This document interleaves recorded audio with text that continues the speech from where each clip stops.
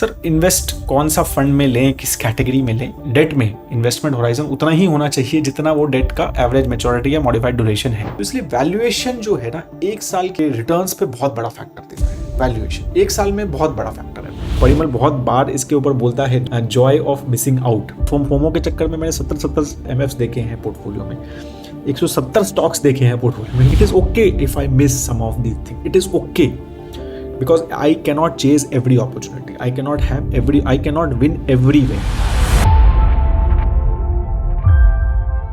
ये अच्छा चार्ट मुझे मिला एक एक्स पे, जो मतलब मोटा मोटा काफ़ी बार हम म्यूचुअल फंड्स की बात करते हैं, काफ़ी सारे क्वेश्चंस इस तरह के होते हैं कि सर इन्वेस्ट कौन सा फंड में लें, किस कैटेगरी में लें, राइट। तो बट ये अच्छा एक चार्ट है कि जैसे लिक्विड फंड्स, काफ़ी सारे ऐसा होता है लिक्विड फंड्स में कब डालें। तो एक बहुत अच्छी चीज़ उन्होंने बताई कि भाई 12 महीने तक अगर आपको इन्वेस्टमेंट करना है, 1 मंथ से 12 महीने तक आपको इन्वेस्टमेंट करके रखना है पैसा, तो आप लिक्विड फंड्स में पैसा डाल सकते हैं। 12 महीने से ज़्यादा रखना है तो फिर आपका सब ऑप्टिमल चॉइस है, मतलब डालना है तो ठीक है, आप उससे बेटर ऑप्शन अवेलेबल हैं, राइट। आप ना ही मतलब करना है कर सकते हैं, लेकिन कोई ऐसी खास बात नहीं है। 12 महीने से ज़्यादा अगर आपको डालना है तो आपके पास दूसरे ऑप्शंस भी हैं, right. So that's what it is trying to say. Similarly money market, ultra short term, low duration funds, अगर हम यहाँ तक देखें इक्विटी आर्बिट्राज, तो यही बात है कि अगर आप ऐसा 3 to 2 ईयर्स अगर आप ये सब कैटेगरीज में डेट फंड्स की, तो एफडीज़ में भी खैर मुझे लगता है कि ज़्यादा डिफरेंस नहीं है टैक्स वगैरह, तो एफडीज़ भी अगर उस तरह के ऑप्शंस में देखा जाए तो वो सब चीज़ें यहाँ पर ऑप्शंस दिए गए हैं। फिर इक्विटी सेविंग पे अगर हम फोकस करें तो इक्विटी सेविंग कैटेगरी आपको टिपिकली पता है 30-35% एक इक्विटी, प्योर इक्विटी लेती है, बाकी डेट है या आर्बिट्राज लेता है।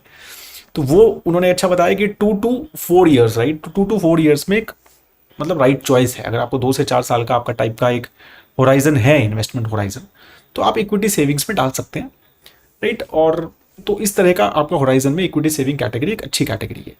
फिर अगर आपका 4-5 साल से ऊपर है तो फिर सब ऑप्टिमल है, मतलब then better options are available, आपको डालना है तो डाल सकते हो, right. Based on risk profiles वगैरह पे भी ये मैटर करता है, राइट। ये सब कुछ ऐसा, these are just guidelines again, right. तो ये इन्वेस्टमेंट हेल्प बुक है ये ऐसा नहीं है कि आपको एज इज फॉलो करना है, but these are just good guidelines to have, right. तो जस्ट टू नो कि यार ये क्या है।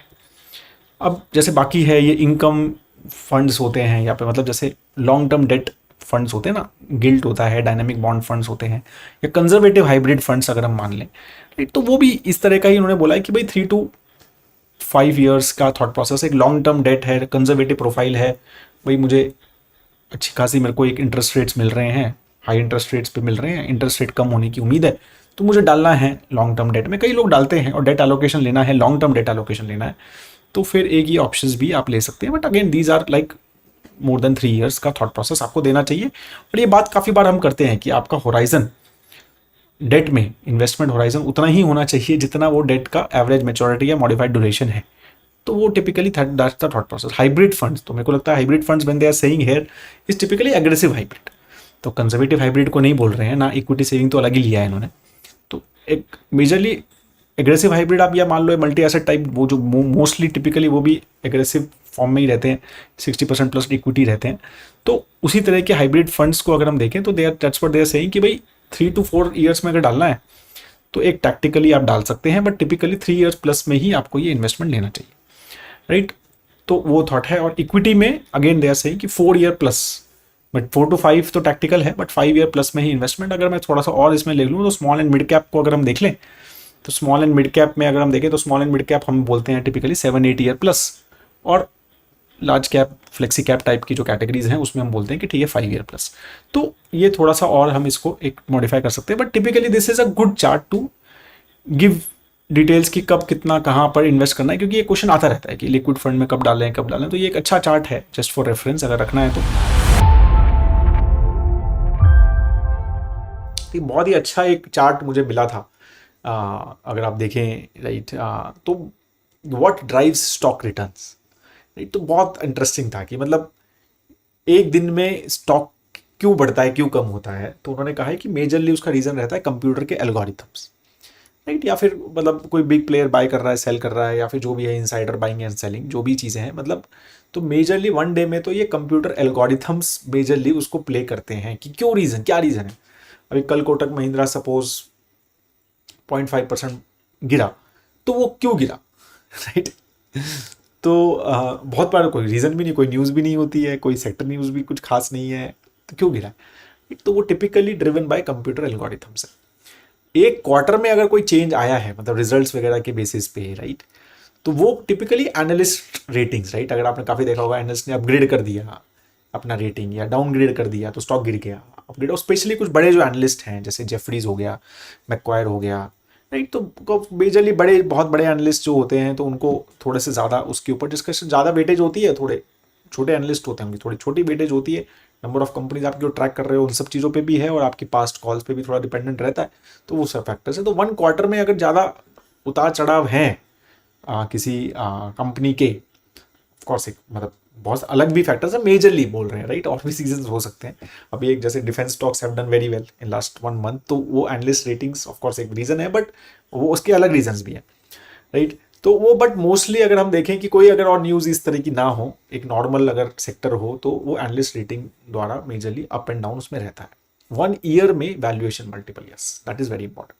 अब कोई कंपनी अगर बहुत एक्सपेंसिव पी पे चल रही है, राइट, तो एक साल में वो कितना रिटर्न देगी, राइट, तो वो उसके करंट पी री रेटिंग और हो सकती है या नहीं हो सकती उसके ऊपर है। और उसका कोई भी रिजल्ट अगर 3 4 अगर एक साल में 4 रिजल्ट आ जाएंगे तो एक आध दो कोई रिजल्ट अच्छा गया या बुरा गया उसके बेसिस पे उसकी री रेटिंग या डी रेटिंग हो जाती है। तो इसलिए वैल्यूएशन जो है ना एक साल की आपके रिटर्न्स पे बहुत बड़ा फैक्टर देता है। वैल्यूएशन एक साल में बहुत बड़ा फैक्टर है वो, राइट। तो 1 2 साल में भी अगर हम मान लें, अगर हम थोड़ा शॉर्ट टर्म जैसे हम बोलते हैं ना, तो वो 1 2 साल में बहुत बड़ा फैक्टर रहता है वैल्यूएशन मल्टीपल कि आपने किस पे एंट्री ली है, किस पे बाई किया।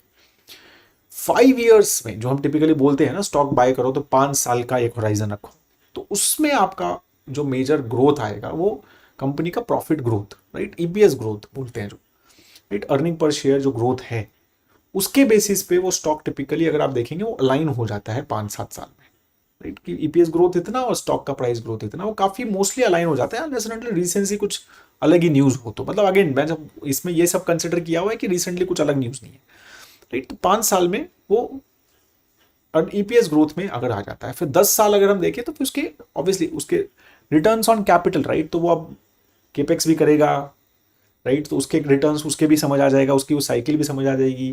फिर केपेक्स जो उसने किया है उसमें रिटर्न्स कितने आए हैं उसको उसमें भी समझ आएगा। तो उसके रिटर्न्स के रेशियोज, राइट, आरओईज, आरओए, आरओसीईज, राइट, तो ये सारे फैक्टर्स जो हैं उसके वो काफ़ी इंपॉर्टेंट है कि कितनी एफिशिएंटली उसने काम किया।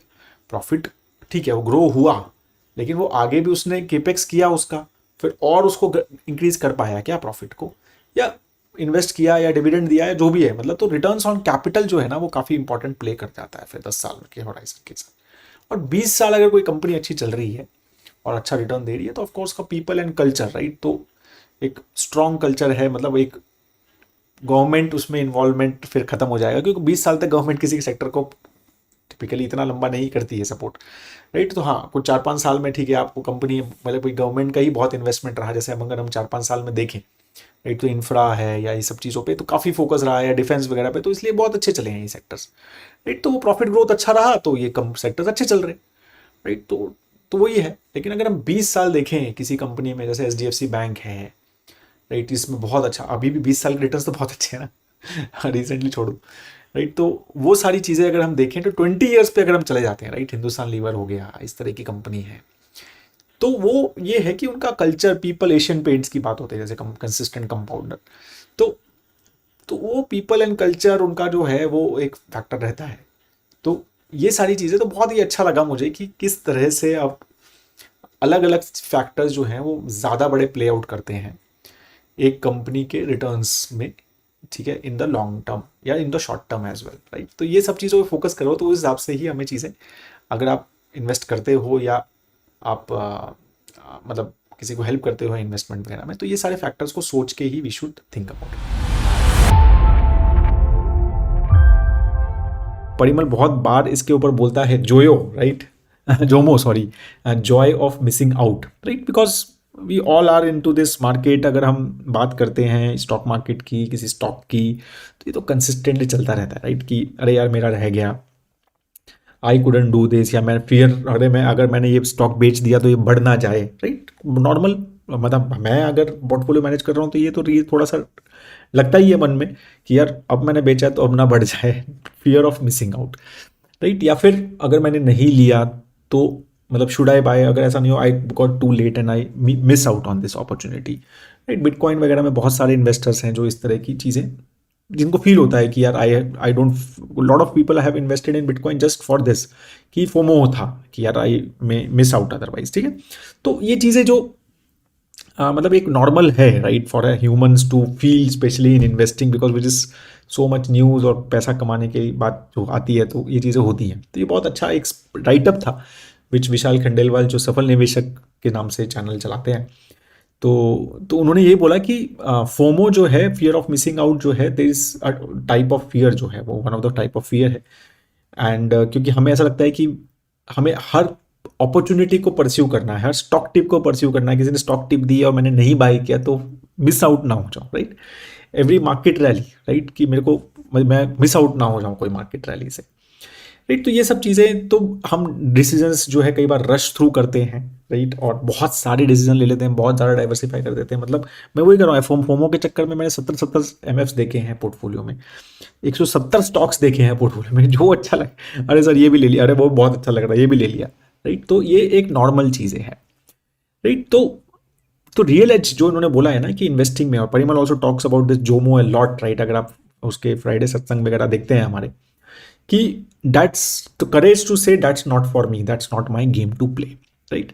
कि sometimes you have to avoid, right, आपके value of competence, circle of competence जो बोला जाता है कि भाई ये मेरे को नहीं समझ आ रही ये चीज़, या मेरे उससे बाहर है, या मेरी सिंप्लिसिटी से बाहर है, मेरे सिंपल पोर्टफोलियो से बाहर है। जैसे हम बोलते हैं कि 15 से 20 स्टॉक होने चाहिए पोर्टफोलियो मैक्स, तो भाई नहीं, मेरे को भाई बहुत ज़्यादा हो रहे हैं, नहीं this is not, I am not going to buy it anymore, या मैं 5-6 फंड से ज़्यादा नहीं लेने वाला हूँ, और राइट। तो ये सब चीज़ें रूल बेस्ड थोड़ा सा रखना जरूरी है, राइट। तो it is okay if I miss some of these thing, it is okay, because I cannot chase every opportunity, I cannot win everywhere, right. तो तो ये जो है, again you don't do this because you are scared और lazy, right. ये ऐसा नहीं है कि आप जोमो इसलिए कर रहे हो कि आप जस्ट लेजी हो, अरे यार कौन करेगा, ऐसा नहीं। that because you are discerning enough to understand what's right for you, like you understand कि नहीं this is not for me, ये बहुत ज़रूरी है, राइट। और समटाइम्स मतलब अगेन मैं जब हम डिस्कस करते हैं तो ये परिमल के अंदर ये बहुत सही क्वालिटी है, मतलब when I talk to him lot of this, तो he understand this very well, right. वो एक्चुअली ही हैज़ दिस जो, मतलब वो जो बोलता है ना वो एक्चुअल करता है।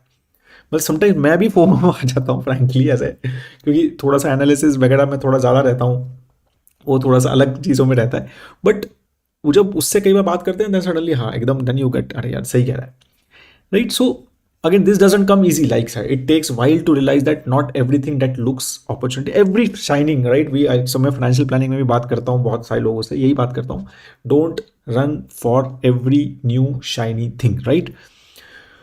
तो it takes even longer to be okay with watching others succeed, right. It is okay, हाँ कई बार ऐसा होगा कि यार उसने देखा, उसने ले लिया, और उसने उसने एक बिटकॉइन ले लिया था 5 साल पहले, अब देख, राइट। तो ये चीज़ जो है, या फिर उसने, पता है तेरे को वो क्या कहते हैं, आरईसी का स्टॉक लिया था 5 साल पहले डिविडेंड के चक्कर में, अब देखो। तो तो ये चीज़ें जो है ना, but it is important to, it is okay sometimes, right, कि ठीक है someone has an won, I it's okay for me, right. तो people who build lasting wealth and good life are and the ones who chased every shiny thing, right. They are the ones who picked a few things that mattered and let the rest pass by, they suffer from JOMO, joys of missing out, right? It's time we stop chasing everything we could have, right? अगर आप सब chase करोगे ना आपके portfolio की band बच जाएगी, right. तो ये चीज़ बहुत देखे हैं मैंने, मतलब इतने कॉम्प्लेक्स पोर्टफोलियोज देखते हैं कभी कभी कि लोग ना परेशान हो जाते हैं, ठीक है। तो this is what we need to, तो ये जोमो जो है ना ये बहुत इंपॉर्टेंट है, और ये ना कल्टिवेट होगा, ये एक दिन में नहीं आएगा, धीरे धीरे धीरे धीरे छोड़ के नहीं, ठीक है ये नहीं करना है, स्टॉप लुकिंग एट इट, ठीक है, समझना है कि it's okay it's okay it's okay, ठीक है। तो ये जोमो बहुत इंपॉर्टेंट है to have a simple portfolio, effective portfolio and stress free investing की जो हम बात करते हैं, स्ट्रेस फ्री पोर्टफोलियो, वो बहुत ज़रूरी है, राइट। तो बहुत अच्छा लगा मुझे नोट बहुत, बिकॉज हम बात भी करते हैं इसके बारे में, तो आई थॉट कि ये note I will share which Vishal shared on his Twitter channel as well. तो that is all, I hope that video अच्छा लगा तो लाइक ज़रूर कीजिएगा वीडियो को, और अगर if you can share with your family friends on your social media that would be very very helpful. Thank you so much guys for your time, ठीक है, और आपका दिन बहुत शुभ रहे, यही कामना के साथ आई जस्ट वांट टू से जय हिंद।